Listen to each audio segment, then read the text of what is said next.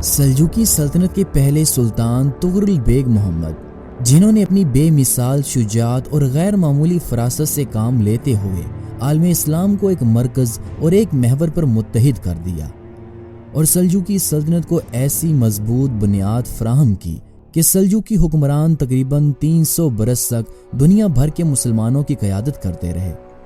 سلجوقیوں کی ابتدا کیسے ہوئی، اس کے لیے ہمیں ماضی کی سمت سفر کر کے 4 صدی ہجری میں جانا ہوگا۔ ماضی میں سفر کر کے اگر دریائے سیہون کے کنارے خوارزم تک اور پھر خوارزم سے فرادہ اور دہستان تک کے علاقے پر نظر ڈالی جائے تو خانہ بدوش لوگوں کی ایک قوم نظر آتی ہے۔ کہتے ہیں کہ یہ لوگ کبھی ترکستان اور بلاد چین کے درمیان ایک بڑے پہاڑی درے میں آباد تھے، بعد میں یہ لوگ ترکستان میں آ کر بس گئے۔ یہ قوم ہمیں تہذیب و تمدن سے ناواقف نظر آتی ہے۔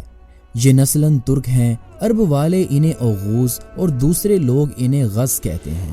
جب غز ترک قبائل پہاڑی درے سے نکل کر ترکستان کے علاقے میں آباد ہوئے تو اس وقت ترک علاقے پر ایک شخص بیغو کی بادشاہت قائم تھی۔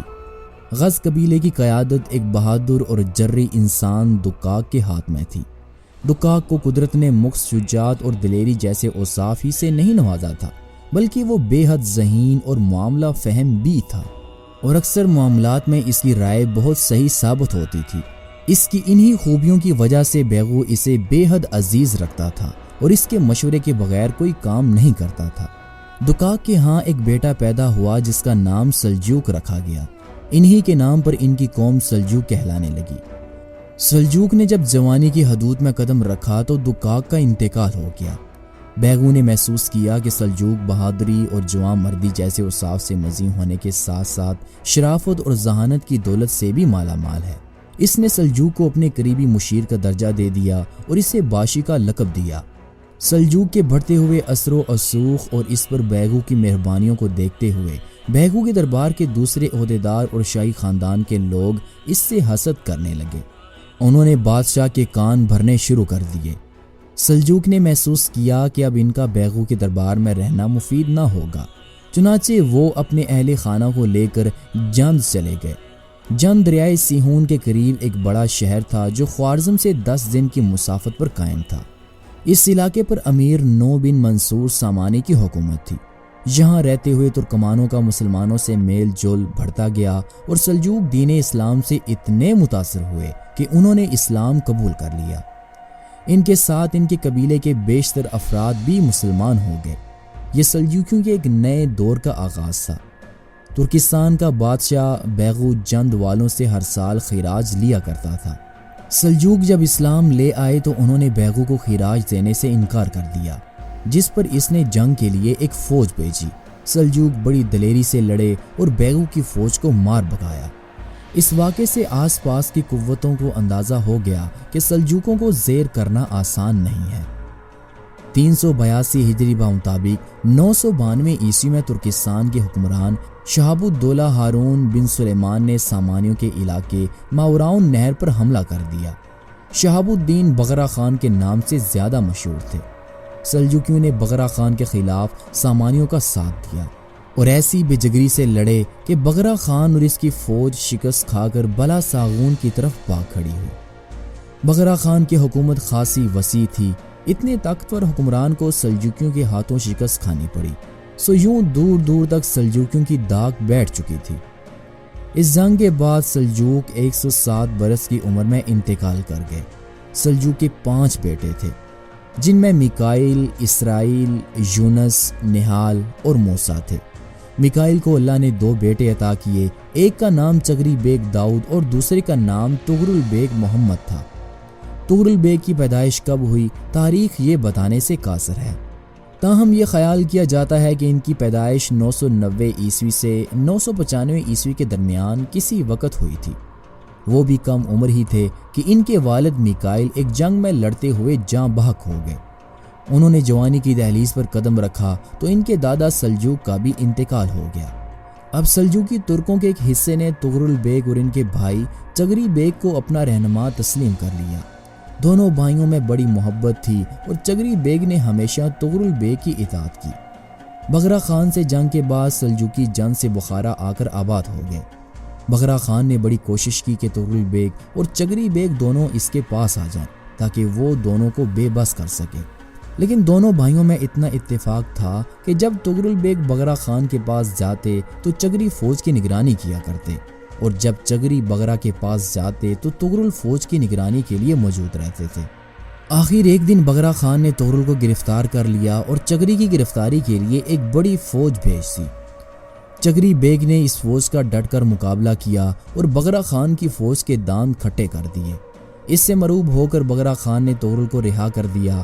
اس کے بعد تغرل اور چگری دونوں بھائی اپنی فوج کو لے کر جنگ چلے گئے۔ اس کے بعد تقریباً 30 سال کا عرصہ تغرل بیگ اور چگری بیگ نے خاموشی سے گزارا اور اپنی قوم کی قیادت کرتے رہے۔ یہ وہ زمانہ تھا جب دنیا میں مسلمانوں کی کئی حکومتیں قائم ہو چکی تھیں۔ ماوراءن نہر میں سامانی حکمران تھے، جبکہ عراق کا پورا ملک اور خراسان کو چھوڑ کر باقی ایران بنی بویہ کے قبضے میں تھا۔ ادھر شمالی افریقہ میں فاطمی خاندان کی حکومت تھی۔ جب سامانی حکمران کمزور ہو گئے تو غزنویوں کا دور حکومت آ گیا۔ غرض یہ کہ مسلمانوں کی قوت نہ تو یکجا تھی بلکہ یہ مختلف محاذوں پر بکھری ہوئی پڑی تھی۔ ان حالات میں تغرل بیگ اٹھے اور انہوں نے صرف 24 سال کے عرصے میں ایک وسیع علاقے کو اسلام کے پرچم تلے متحد کر دیا اور خلافت اسلامیہ کا کھویا ہوا وقار بحال کر دیا۔ شعبان 429 ہجری بمطابق مئی 1037 عیسوی میں سلطان تغرل بیگ نے سرخس کے میدان میں ایک جنگ لڑی، جس میں کامیابی کے بعد ابراہیم اینال جو کہ سلطان تغرل بیگ کی ماں کی طرف سے ان کے بھائی تھے نیشاپور پہنچے اور شہریوں کو پیغام دیا کہ اطاعت کرتے ہوئے دروازے کھول دو، نہیں تو جنگ کے لیے تیار ہو جاؤ۔ شہر بھر میں اس پیغام سے کھلبلی مچ گئی، تاہم اس شرط پر کہ شہریوں کے جان و مال کی حفاظت کی جائے گی۔ نیشاپور والوں نے اطاعت کرنے کا وعدہ کر لیا۔ وسط رمضان المبارک 429 ہجری بمطابق جون 1038 عیسوی میں خود سلطان تغرل بیگ نیشاپور پہنچے، اور یوں نیشاپور کی فتح سلجوکیوں کی تاریخ میں نہایت اہم موڑ تھا۔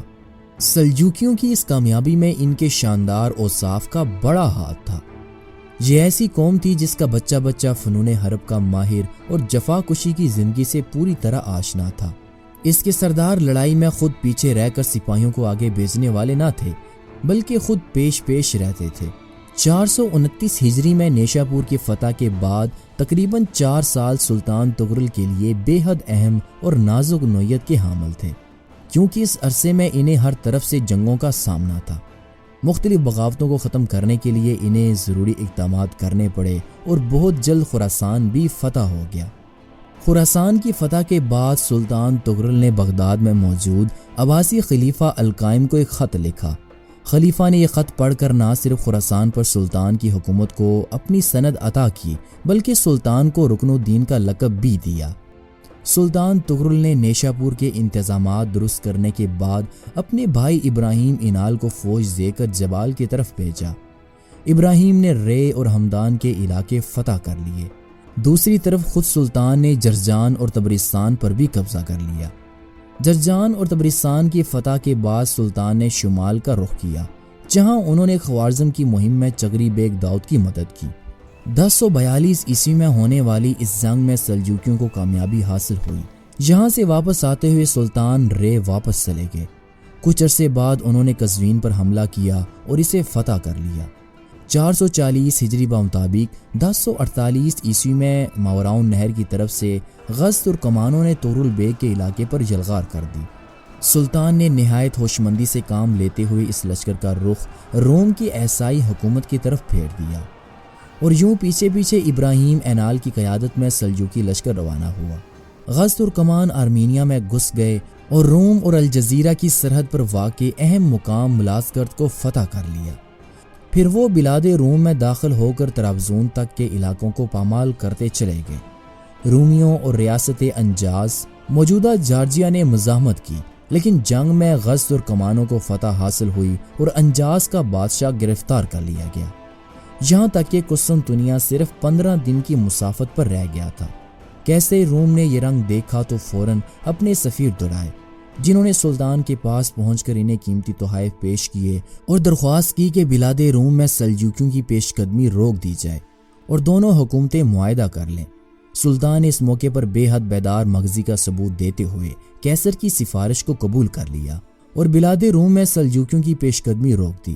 اس جنگ کی بدولت سلجوکیوں کو ایک طرف بہت سا مال غنیمت ملا، دوسری طرف ان کے سیاسی اثرات آذربائیجان، آرمینیا اور مغربی فرات تک پہنچ گئے۔ اس کے بعد سلطان نے اصفہان کو بھی اپنی قلمرو میں شامل کر لیا۔ 446 ہجری بمطابق 1054 عیسوی میں سلطان نے ایک بڑی فوج کے ساتھ آذربائیجان پر چڑھائی کر دی۔ اسی سال موصل والوں نے بھی سلطان کی اطاعت قبول کر لی اور یہاں بھی طغرل کا خطبہ جاری ہو گیا۔ سلطان نے عباسی خلیفہ کے ساتھ اپنے تعلقات کو زیادہ مضبوط کرنے کی غرض سے اپنی بھتیجی خدیجہ ارسلان خاتون کی شادی عباسی خلیفہ کے ساتھ کر دی۔ محرم 447 ہجری بمطابق 1055 عیسوی میں سلطان نے اعلان کیا کہ میں حج کے لیے جانا چاہتا ہوں۔ اسی زمانے میں کچھ لوگوں نے عباسی خلیفہ کے خلاف بغاوت کر دی تھی۔ خلیفہ نے سلطان کو حکم دیا کہ وہ باغیوں کی سرکوبی کریں۔ سلطان نے ہمدان سے کوچ کیا اور عراق و کردستان کی سرحد پر پڑاؤ ڈالا۔ خلیفہ کی خواہش تھی کہ سلجوق عراق میں بھی آ جائیں۔ چنانچہ 22 رمضان المبارک 447 ہجری بمطابق 15 دسمبر 1055 عیسوی کو جمعے کے دن بغداد کے ممبروں پر سلطان کے نام کا خطبہ پڑھا جانے لگا۔ اب سلطان نے دارالخلافہ آنے کی اجازت طلب کی، جو خوشی سے عباسی خلیفہ نے انہیں دے دی۔ سلطان نہروان تک پہنچے کہ بغداد سے اعلیٰ حکام اور امراء استقبال کے لیے سلطان کے آگے چلے آئے۔ سلطان 25 رمضان المبارک 447 ہجری کو بغداد پہنچے۔ اس وقت سلطان خراسان سے بغداد تک کے علاقے پر حکمران تھے، لیکن یہ خلافت کا احترام تھا کہ سلطان خلیفہ کے سامنے نہایت ادب سے کھڑے رہے۔ 1057 عیسوی کو سلطان بغداد سے موصل روانہ ہوئے، جہاں ایک شخص بساسری فتنہ انگیزی میں مصروف تھا۔